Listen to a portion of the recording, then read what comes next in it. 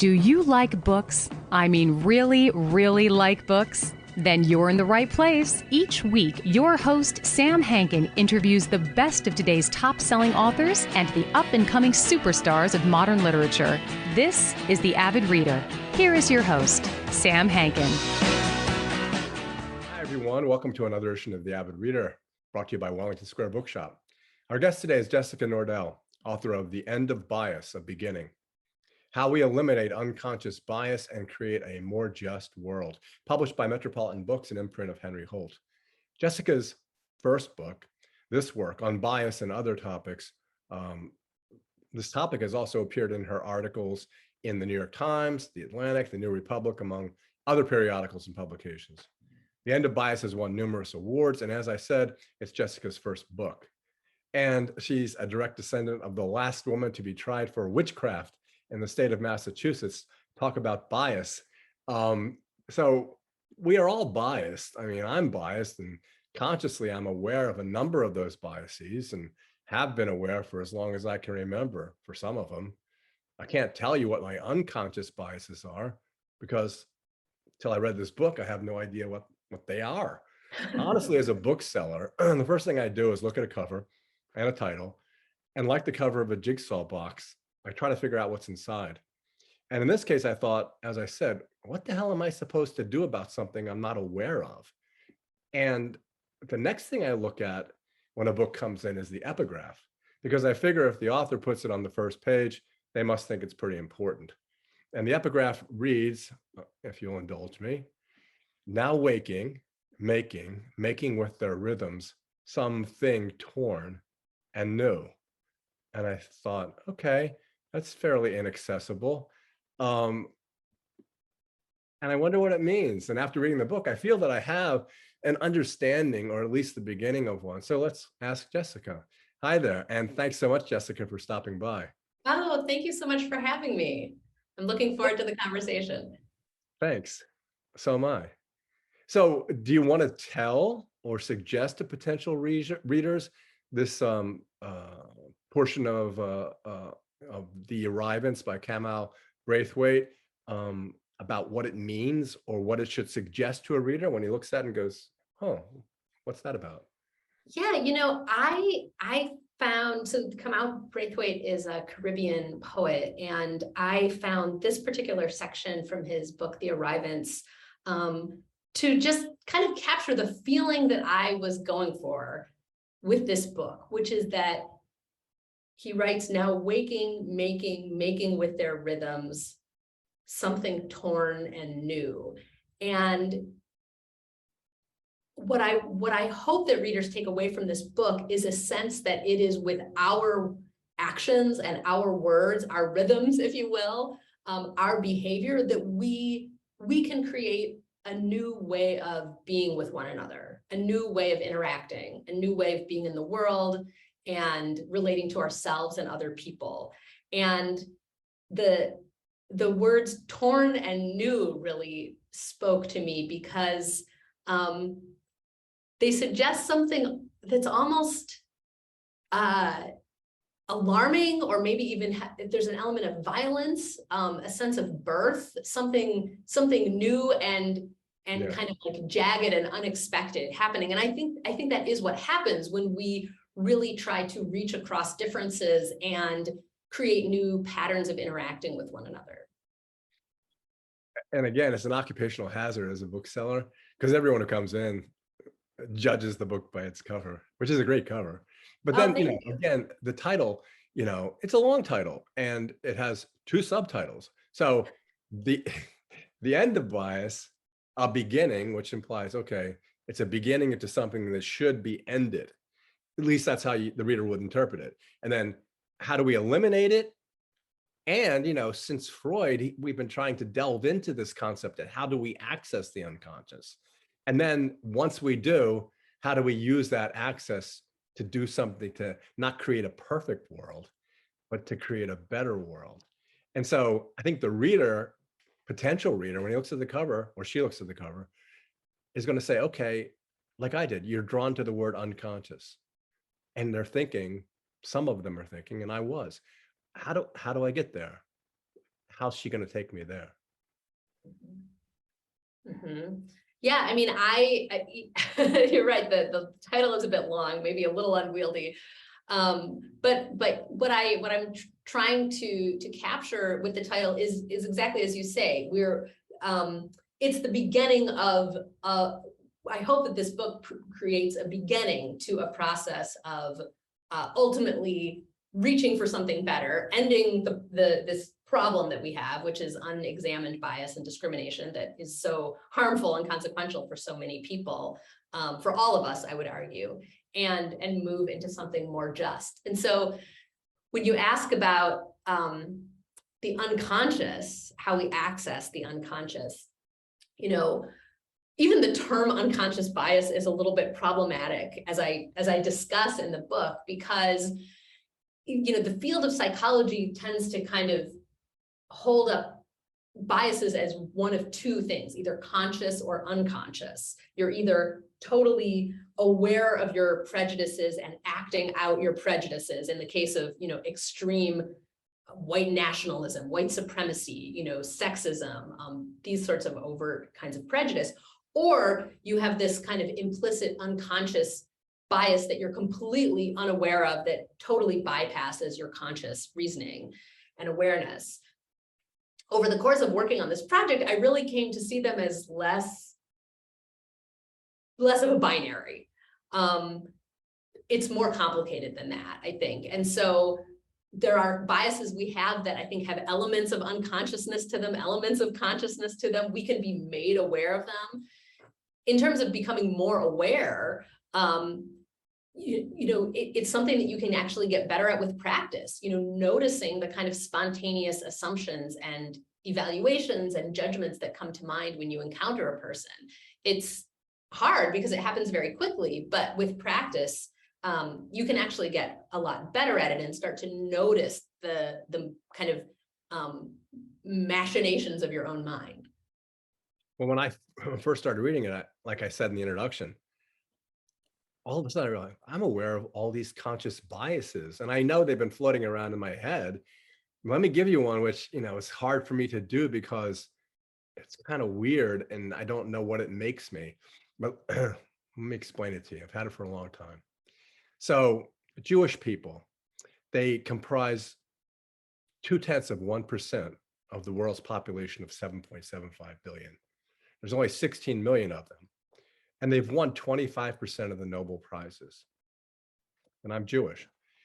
So I keep thinking, okay, is it because Jewish people are smarter?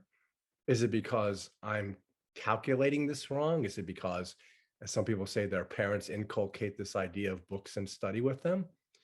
So empirically, epistemologically, here's the data. I'm analyzing it. Disproportionately, they've won 200 of the 900 Nobel Prizes. What is that? Is that a bias? Is that prejudice? Am I a bad person? What am I doing? That's a good question. I mean, it's not a bias to look at data and statistics and make a note of the statistics that you're describing. I think where bias comes in is if you encounter a person, say a Jewish person, and you begin to use stereotypes to actually influence the way you're evaluating or interacting with that person in a way that might have nothing to do with them, that might be completely at odds with who that person is or how that person has come to be who they are. And when that evaluation starts to have a negative effect on the way that you're interacting with that person, that's where it becomes really harmful. Like in the case of, let's say, healthcare, there are piles of studies that show that, for instance, doctors take women's symptoms less seriously than men's. Now, there are lots of different reasons why that might be the case, but the fact remains that if you're a woman in extreme distress with a serious disease and a doctor is taking your symptoms less seriously, that's going to cause you a lot of harm. Similarly, doctors are less likely to prescribe pain medication for Black and Latino patients who are in distress than they are white patients who are expressing the same level of distress. So you can imagine if you're a Black or Latino patient in a lot of pain, that is going to cause you extreme harm. So those are the sorts of biases that can be really harmful. The one you bring up, and the gentleman we spoke about before the interview from Global Citizen, he asked this question, and you discussed it, which was in a much more horrible way about amputations and how doctors are much more likely, say in a diabetes situation, to amputate a limb of a Black person, I never thought was possible, than a white person. And I thought,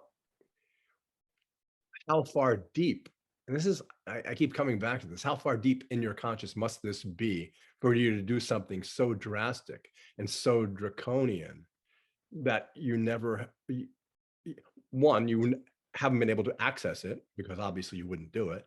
Mm-hmm. And two, how your book would suggest to someone that they ameliorate their behavior towards this bias. Mm-hmm. I don't know how they do that. Yeah, I mean, that is one of the most disturbing sort of realms of bias research that I encountered, which just for the benefit of the readers, basically, or for the listeners, basically there are sort of overviews of studies of amputation for vascular disease. And what they've found is that for the same level of disease, the same disease severity, the same insurance status, the same hospital quality, controlling for all these factors, doctors are more likely to amputate a limb if a patient is African American than white, as opposed to a limb sparing treatment. There are other kinds of treatment for vascular disease that don't require amputation. And yeah, I mean, as you say, you know, the implications of this are incredibly disturbing. It's really, it really gets to who do we value, you know, whose bodies and lives do we value, who's kind of the sanctity of whose beings do we value. In fact, as I was working, actually, I think it was after I'd already finished the book, I was taking a look at another book by the writer Atul Gawande. I believe it was his book Complications, and he described a patient who was potentially facing an amputation for a leg problem. And I remember in the book, he actually said something to the effect of like, you know, maybe the surgeon avoided an amputation, and maybe it was not wanting to disfigure this young, attractive blonde patient. And so, you know, I think these realities really, you know, require us to look deeply at the problem. Now, you were asking, what do you do about it, right? So that was really the quest of this book, is to figure out what are the approaches that actually change people's behavior and cause them to behave more in line with their values, you know, with our collective values of equality and fairness.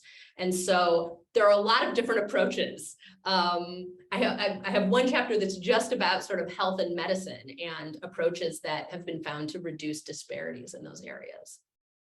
Well, let's swing the pendulum back to something that's much more innocuous and less harmful than what we've been talking about. And again, it's back to conscious bias, because I think that does help people in understanding what you're getting at.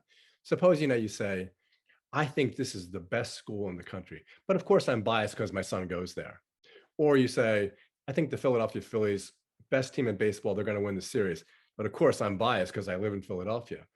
These are biases that you admit and that are innocuous, and they're kind of humorous in a way. Mm-hmm. And so where's the line? Where's the line that takes you from where you say, yeah, this is, I'm biased, no problem. Where do you, how is it a slippery slope of sorts? Yeah, you know, I think it's a good question. I mean, I think that where it becomes a problem and where my work really focuses is when we have a set of values that we believe that we hold, like treating people with respect, treating people fairly, treating people equally, recognizing others' humanity. We have these values, but because we've been raised in a culture that has fed us a lot of stereotypes and beliefs and knowledge and information about different groups, we sometimes act in ways that oppose those values. So I might, like, say I'm a teacher, and I might say, you know, my values are respect and understanding and wanting all students to thrive. Those are my values as a teacher. But I've grown up in a culture with a lot of biases and stereotypes that I've absorbed. And because of that, I might be treating students differently based on their identity, based on their gender, sexual orientation, religion, race, ability, disability. I might be treating those students differently, even though I think of myself as a fair person who just wants students to succeed. And so that's, to me, that's kind of like the I don't know what the I was gonna say the golden nugget. That's the area that I think we need to focus on, where our values start to diverge from our behaviors. And the reason that I like to focus there is that it's very hard to change people's values. But if people already hold values like fairness and equality, then you can actually start to shift behavior in order to be more in line with those values. I was just jotting down a couple of notes here. You know, you suggest, and maybe I'm getting it wrong, that the people who are those who think they are least biased may in some situations be the most biased. And I'm constantly, and this is a cliche, kind of a trope where people, you know, and I sat down last week with someone that I would, being a left-wing person encountering a Trump supporter, I try at dinner not to talk about religion and politics, but I fail every single time. Mm-hmm. And, you know, and they did the thing where they go, some of my best friends are Black. And I want to say to them, don't you realize that that implies that you're a racist? And then I go, who am I to say that? What if their best friends are Black? It's just their best friends are Black. Mm-hmm. But it seems to imply a bias that they're covering up the fact that underneath that, they may be a person that has the exact opposite point of view. What do you do with that? I mean, I don't know what to do with that anymore. When someone expresses a harmful viewpoint and then uses as sort of an alibi that they have a friend of a marginalized group. It's like a shield. Yeah. I can't be racist because some of my best friends are Jewish, are Black, are trans. Right. I mean, honestly, I think that's more about them than you. I mean, I think when people feel the need to justify their, you know, if they're expressing a racist thought, you know, a racist idea, and then trying to use some possibly real, possibly not real Black friend as a shield or an alibi, I think that says more about them, and perhaps maybe they're aware that there's something wrong with that belief that they just expressed, or that idea that they just expressed, so that then they feel like they need to cover it up. Well, coming at it from a different way, even in your book, and it was honest of you, just as I'm trying to be honest, you admit that you came into the book and then realized, hey, I'm biased too. Oh, absolutely. I mean, there was one study that that found that 90% of people think they are more objective than average. Yeah, I do. we all think I mean, I definitely went into this book thinking, I think I'm a little less biased than everyone else. I'm probably a little less biased than everyone else. And I was very quickly, you know, humbled and forced to confront the fact that I, you know, was susceptible to all the biases that I talk about in the book. You know, you name it. I cover a wide range, and I certainly am just as susceptible as anybody else, because we all live in this cultural soup that gives us messages that are, you know, hard to eradicate. Yeah. My daughter, who's somewhat like me in terms of her sense of humor, almost every day she says to me, down with the patriarchy. And it's half joking, but, you know, it's part of her politics too. And then you talk a lot about the patriarchy, and you talk about how it's extant since actually prehistoric times, in which the patriarchy, and then I interviewed someone who wrote about Egypt, and as you said, there are goddesses and pharaohs who were female, which maybe the exception makes the rule. I don't know how that works. But then, playing devil's advocate and attempting to paint you in the corner, which is what my job, I think, might be to a certain extent, is that if you go back to... It looks like you're more in a corner than I am, but yes, go ahead. Oh, okay, that's even better. If you go back and you look at the evolutionary tree and you say, okay, well, men were the guys who hunted, women were the ones who stayed at home, men were looking for the most attractive female to mate with, they were essentially promiscuous, women were monogamous. You go, okay, maybe this is just hardwired. And now what you're saying is, like many people say, is that not true. Or if it was hardwired, what we're doing now as we become responsible self-evolutionary beings is to attempt to unhardwire that stuff. There's trying to paint you.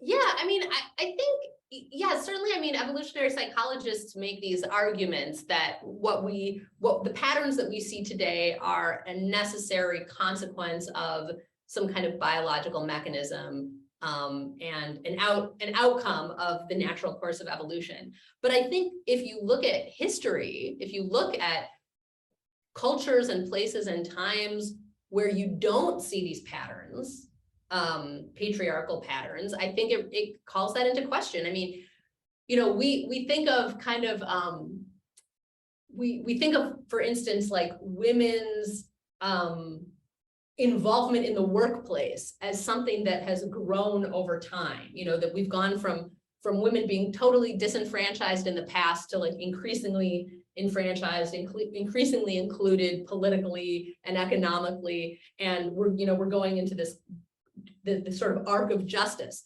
But what I found when I did the research is that's actually not the case. I mean, you see times thousands of years ago where women were running businesses. In ancient Mesopotamia, we have evidence that women ran textile businesses and sent their husbands and sons off to do sales in other cities in ancient Mesopotamia. We have records of written records of women business owners saying, "Where are my profits? You promised to bring me back my profits."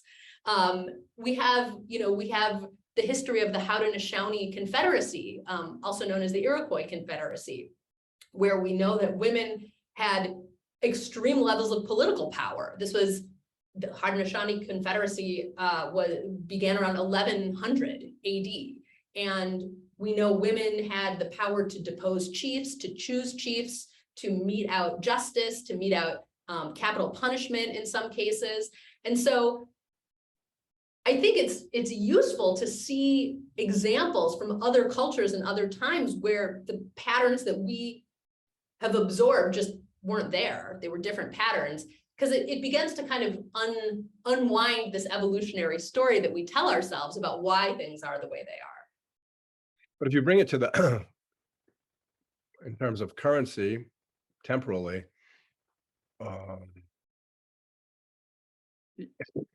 you look at the gentleman from the Global Citizen, he talked about Scalia's opinion and how he said, which we think is ridiculous, but maybe we're wrong, that, men could never intentionally make these kinds of decisions about women and their productivity or value in the workplace. But now, again, not suggesting that you're talking from an ivory tower and expecting Scalia, who's no longer with us, or Clarence Thomas to engage in mindfulness training in order to change his opinion. We have coming up by November, January, we're going to have in all likelihood a Republican Congress. We have for the next 30 years a 6-3 at least Supreme Court that's going to be incredibly conservative. We have state houses that are majority controlled by the Republicans, not to even discuss gerrymandering or voter suppression. So if you take all that into account, whether you're talking about Sean Hannity or anybody else on Fox News, you have all this against you as you write this book, understanding that what you're saying is logical and true. And if everyone engaged in that kind of behavior, it would indeed lead toward a more just world.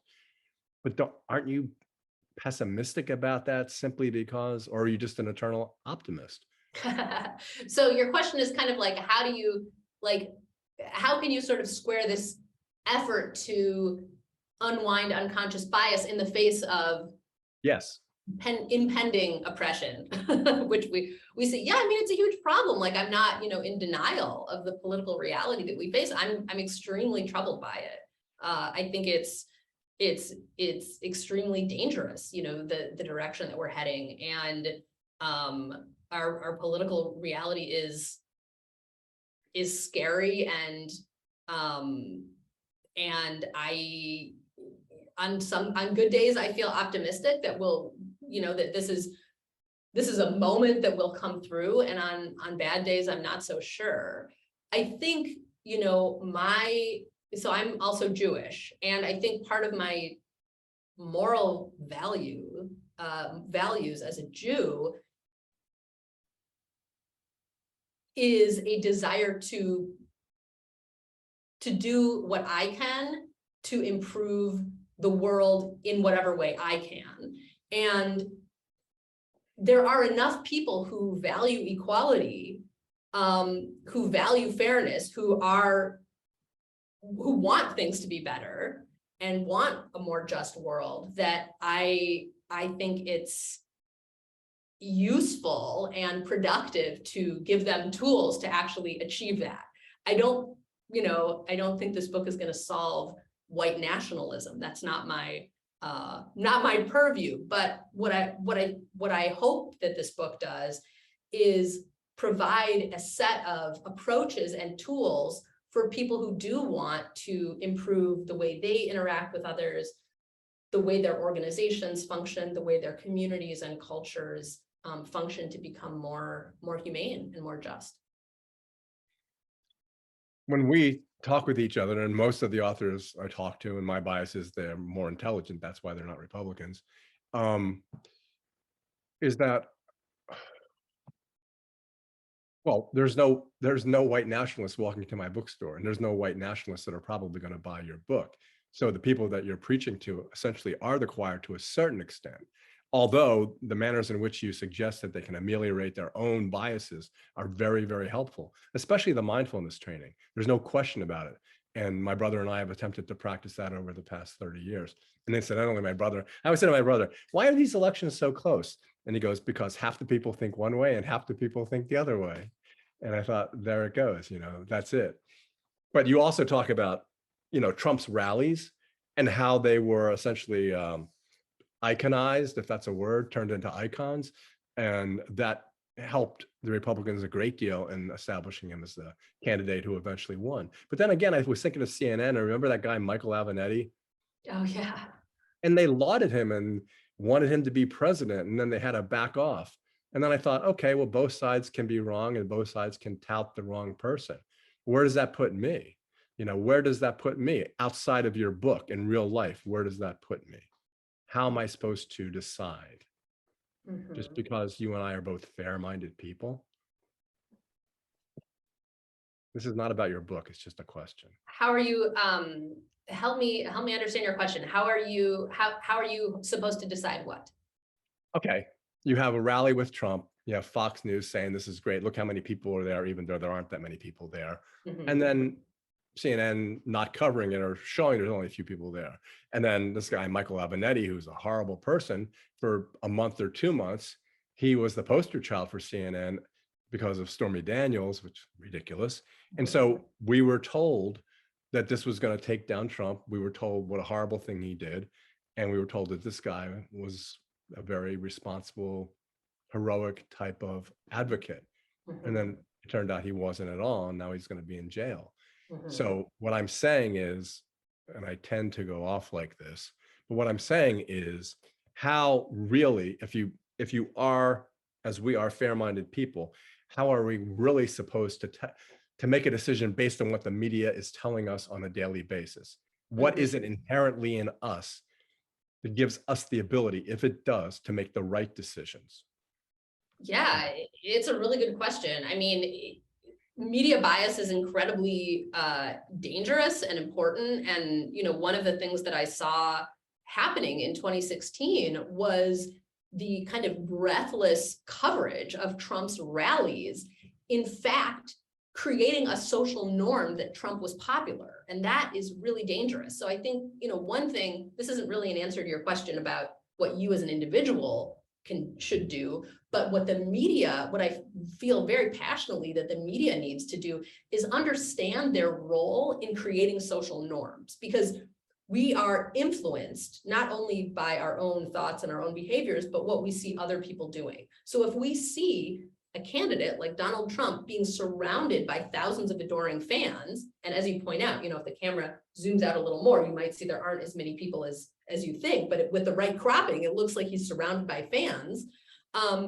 That starts to create the impression that this is a person who's popular with others, and if they're popular with others, maybe they should be popular with me. So that's really important, that the media understand its role in creating social norms. In terms of what you can do as a media consumer who's just trying to figure out what the heck is true and false, it's very difficult. What I advise is to read a lot of different sources of news, and particularly outside of the US. I think, sources like The Economist or other, perspectives on what's going on in this country from outside the country can help sort of balance the depiction of what's happening. But I agree, it's challenging, and I think we all need to constantly be checking our own biases when we're reacting to the media, because one thing that I talk about in the book is that when our own beliefs and stereotypes are confirmed, it feels really good. Yeah. Right? So if I read a story, a political story that confirms something I already thought about a particular person, that's going to feel neurally rewarding to me. And so even just becoming aware of that, I think, is a good starting point. Like noticing when we are drawn to a story because it confirms something we already believe, and then pausing and saying, well, wait a second, let me put aside my own warm, fuzzy feelings that I have and think about this again, and think about this more deeply, and maybe bring in a few other perspectives so I can understand whether I'm responding to something in an authentic way or in a way that my brain has hijacked me to respond to. Yeah. And that works perfectly. And if you live in a society that has civil discourse, and unfortunately, over the past at least 7 years, probably much longer, there doesn't seem to be any civil discourse in this country. And that's part of the uphill battle that you and I are facing. Mm-hmm. But going back to attempting to sell your book, which is more important in this short conversation, let's go back to like some of the concrete things that amplify and also prove, and they do, some of the things you're talking about in the book. Let's go to because you know what? Let's go to Norm Corp. And the reason why it's so fascinating, because if you go to, and I suggest you go to the readers, go to your website, because the chart there, the live chart, really does show you something you can't see in the book, because it shows you something in motion and what increases over time. I'll let you say it, but what starts out as something very small ends up being something very big. You can explain that. Yeah. I developed, with a couple of computer scientists, I developed a computer simulation, and the goal of the simulation was to answer this question that I couldn't find answered anywhere else, which was, what is the actual cumulative effect of bias when it's encountered in these small, discrete moments? Most studies of bias look at it at one moment in time. The moment someone is looking at a resume, the moment a teacher is disciplining a student, the moment someone is being evaluated for a promotion. But bias doesn't just happen once or twice or 3 times, it happens continuously. So my question was, well, how do all of these instances add up? I couldn't find an answer anywhere. So I partnered with a couple of computer scientists, and we developed a computer simulation of a workplace where we basically created a virtual workplace that does, it's a very simple workplace where people just do projects and then get evaluated. And we injected into the simulation a handful of really common gender biases that women face at work, like being being more penalized for making a mistake than an equivalent man, or receiving less credit for work when the work is done on a mixed gender team, things like that. And so what we found was that when we introduced only 3% of a bias, we ended up with a workplace that was 87% men at the top level, at kind of the corporate leadership level. And so it could sort of, proved out our hypothesis that small amounts of bias add up in significant ways. But then the rest of the book is about what we do about it. Recently, I've been in my other business, I've been meeting with various boards or groups of financial advisors. And I even commented on it. Each one of them, there are generally 5 or 6 people I meet with, and there's always one woman. There's always one woman in each of those rooms with 5 other people. And knowing me as you do for the past 40 minutes, I say, why is there always one woman here? And generally they take it with a sense of humor, and they tend to turn it into a conscious bias validating thing. And they say it, they'll come right out and say it, because they do have the power. They've been given the power, this one person out of this 20%. You're almost your exact number, 80-20. So what do people say when you ask them about it? Generally, the men look at them waiting for a response. And generally, these women are so self-empowered that they laugh and they agree with me. Mm-hmm. And maybe that's part of why they are in the position that they're in, because they feel like, you know what, screw you, I'm just going to do my thing. And but then you go to like Justice Ginsburg, who says, or Sandra Day O'Connor, who basically said, you know what, just work your ass off and don't even acknowledge what they're doing to you, and you'll rise to the top. That's one way of looking at it as well. Mm-hmm. Yeah. I mean, I think, what we were trying to do with the simulation was make the case that even though these kind of individual moments, individual impacts might not be very large on their own, over time, they accumulate into a really big effect, like what you're seeing in these meetings where, there's just one woman. Why is that? Well, what our simulation would suggest is that over the, if you look back at the 20 years leading up to that meeting, there have been many, many thousands of interactions that ultimately resulted in this particular gender ratio. And part of the reason why there's even that one woman there is because the corporations have to do it, because people like you or people like me are saying, why aren't there these people in here? So you compound that with the fact that part of the reason they're doing it is because they're supposed to do it in order to make their corporation more successful. So that's another thing you could compound it with. Another one of the aspects of the book that we should discuss is, and I do have some issues with it, is the school, Egalia. Talk a little bit about that. Yeah, so that was a really interesting study. There's a school in Sweden, in Stockholm, Sweden, called Egalia, that has undergone a pretty interesting transformation. Basically, many years ago, they were mandated as a preschool to try to tackle gender bias in the school. And so what the head of the school did was she thought to herself, well, probably the children are acting in sexist ways, so we're going to videotape the children throughout the day and see if we can figure out where sexism is coming in, and then figure out some kind of intervention to stop the children from acting sexist toward one another.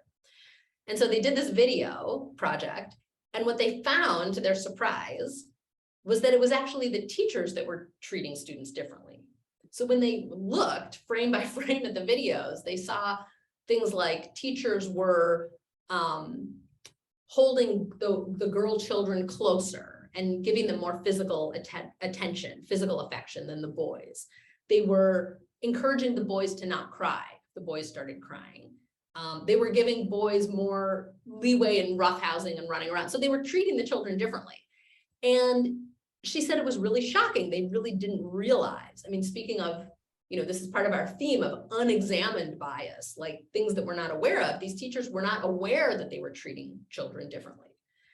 And so what they did was they systematically began eliminating the different ways they were treating boy and girl students. So they have a whole number of different things they did, but one was, instead of saying hello boys and hello girls at the beginning of the day, they would say hello friends. So they stopped grouping children with these with gender labels.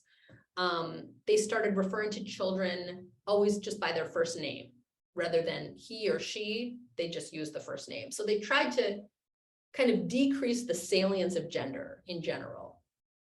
And then they did a whole bunch of things like being really conscious of how they were treating children and really working to treat children more fairly, more equally. And interestingly, when this was evaluated by independent researchers later, they found that the students did less gender stereotyping than students in equivalent preschools in Sweden. So they were more likely to do things like choose a child of another gender to be a friend or a playmate. They were less likely to think that children of one gender or another should have certain roles or play with certain kinds of toys. So they didn't eliminate the concept of gender in the students' minds, but they kind of changed what gender meant in the students' minds. And so they didn't do as much kind of rigid stereotyping of boys and girls as students in other schools did.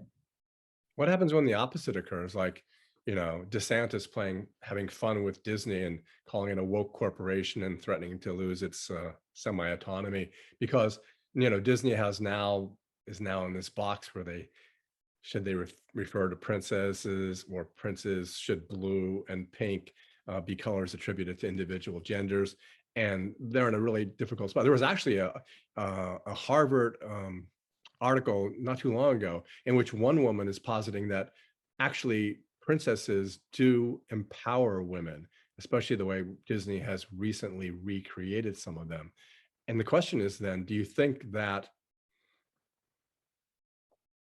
I guess, degenderizing Disney's commercial efforts would be the same type of thing as was being done in Igalia? And do you think it's worthwhile? And do you think it's something that our culture can actually accept?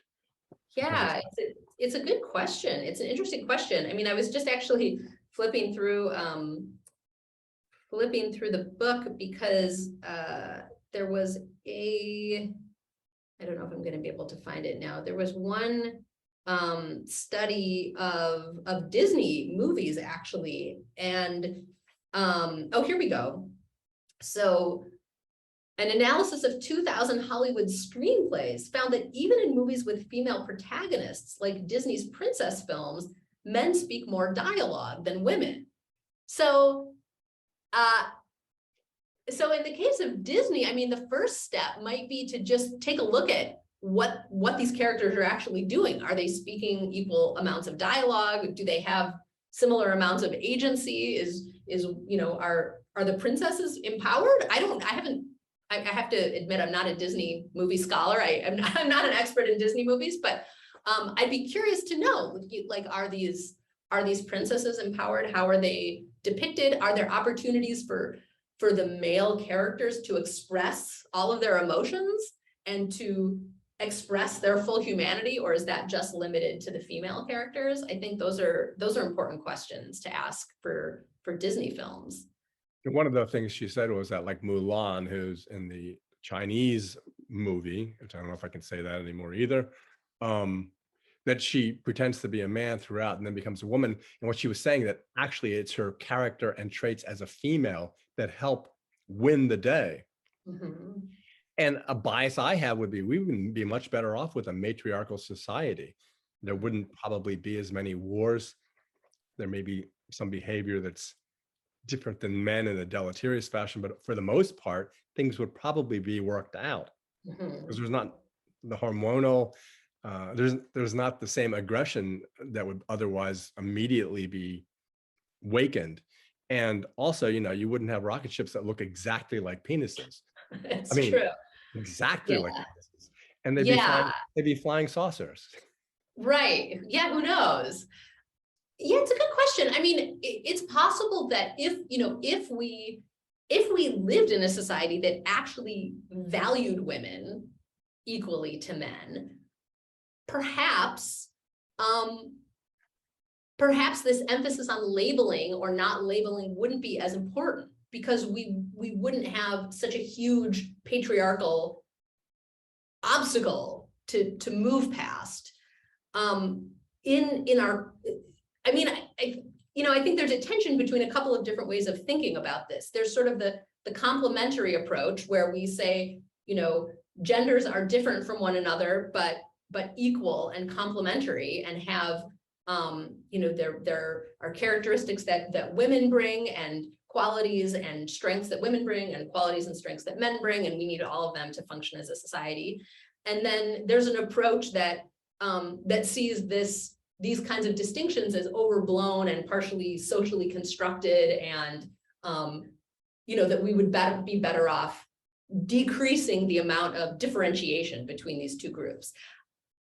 I think there are interesting arguments on both sides. I mean, what I see in the Agalia case and in a lot of developmental psychology research is that the more you label groups, the greater tendency there is to stereotype, because the more we categorize a particular group as all belonging to one category, the easier it is to essentialize that group, to think they all have something in common with one another, and to think of them as more homogenous, and then to stereotype or discriminate against them as a consequence. So from that perspective, decreasing the amount of categorization we do with gender could be a very good thing. Yeah, and it's easy for me. I can simply posit, I think that we'd be better off if women ran the political structure of the United States or the world. I can posit that and say, that's what I think. But you've worked a decade on this book, maybe more. And if you just look, and I strongly suggest that readers do it, the footnotes, the copious research you've done means that if what I posit is true, it would take you another 10 years in order to prove that I'm right. That's the difficult part. It's easy for me, right? I can just say, yeah, but you're not going to let it go like that. You would have to essentially prove it. Yeah, one of the things that I was curious about when I was doing the research was like whether women and men do bring different approaches to problem solving. Because it was interesting, like at the beginning of the COVID response, do you remember it was like countries that were run by women that seemed to be doing better with their COVID-19 response? And when I was researching the book, I was really curious to know, because I have a whole section about STEM education and engineering and what happens if you bring more women into these fields. So I was curious to know, well, do women actually bring a different approach to, say, engineering problems as a group? I didn't really know. So I looked at the research, and it's hard to tease out exactly, but there is some suggestion in some studies that, for instance, women do more interdisciplinary work than men. They do. So whereas men in engineering, if they do interdisciplinary work, they draw on something like 4 fields. Women who do interdisciplinary work draw on something like a dozen different fields. So they're just bringing in more information from more different fields, more disciplines, more backgrounds. And so to your question, like, would a matriarchal society be better? As you say, I would have to do a lot of rigorous analysis to be able to say definitively, but we might see, if we had more women leaders, we might see those leaders bringing in more perspectives from more fields and more disciplines in order to make decisions, which I think would be a good thing. Oh, you mentioned STEM, and I should have said it in my introduction. Because my next question turns on this. Give a little background as to your educational history, because you wouldn't think about it given this book. Yeah, well, I have kind of an unusual background. My undergraduate degree is in physics. I went to Harvard and studied physics. I actually went to MIT for 2 years and then finished my physics degree at Harvard. And then I went on to get a graduate degree in poetry. So I have this kind of right brain, left brain synthesis going on. And I I really try to bring both of those perspectives to my work. I'm very interested in rigorously looking at problems and trying to understand what's happening and what the research says about whether, whether A causes B or whether A correlates with B, and really trying to unpack what's going on.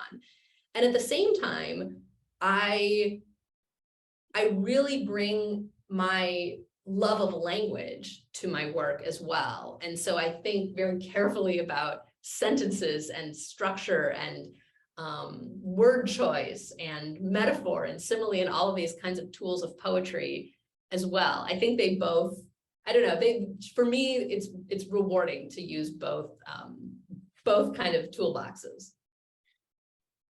I interview a lot of neuroscientists whose bailiwick is the source of human consciousness.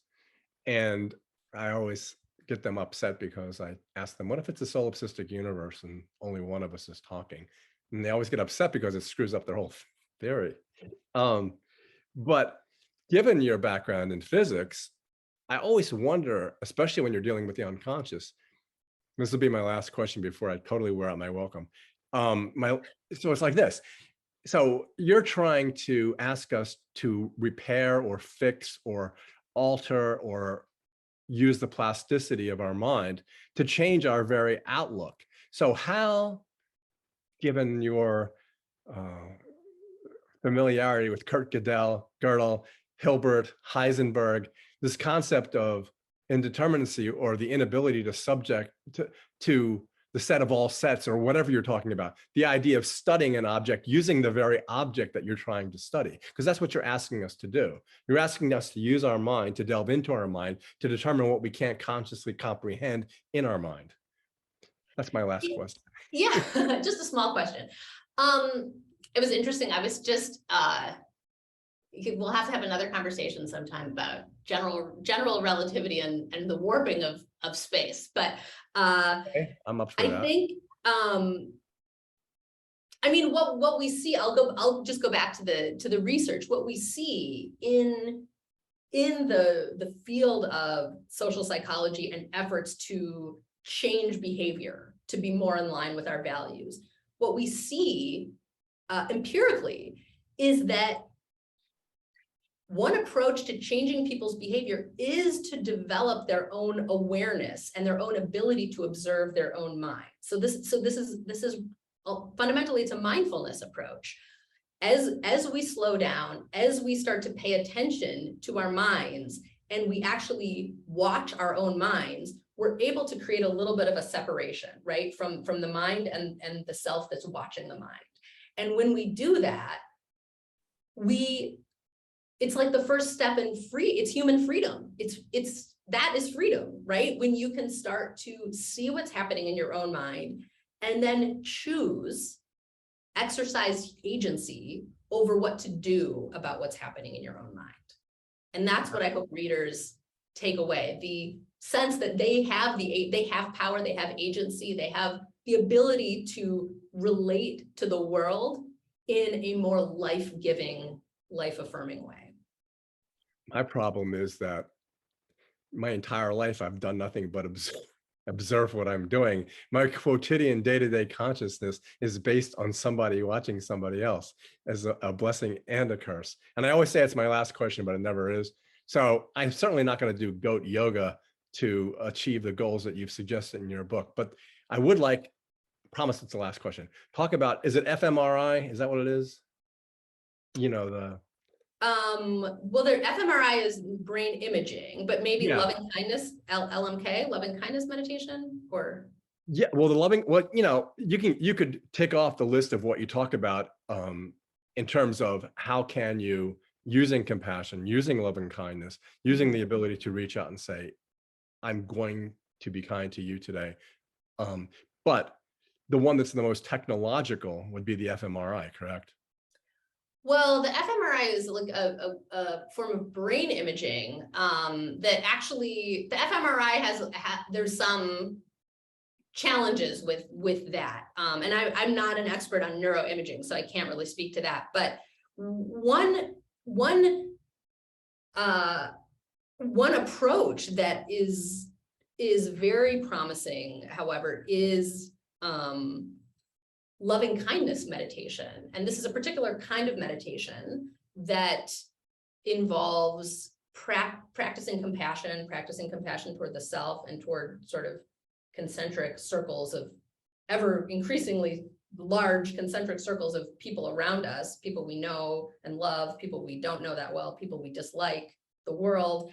And what the research suggests is that this does improve people's behavior. It causes people to behave more altruistically to one another. And even one really interesting study found that compared to a control group, people who do loving kindness meditation actually differentiate less between self and other.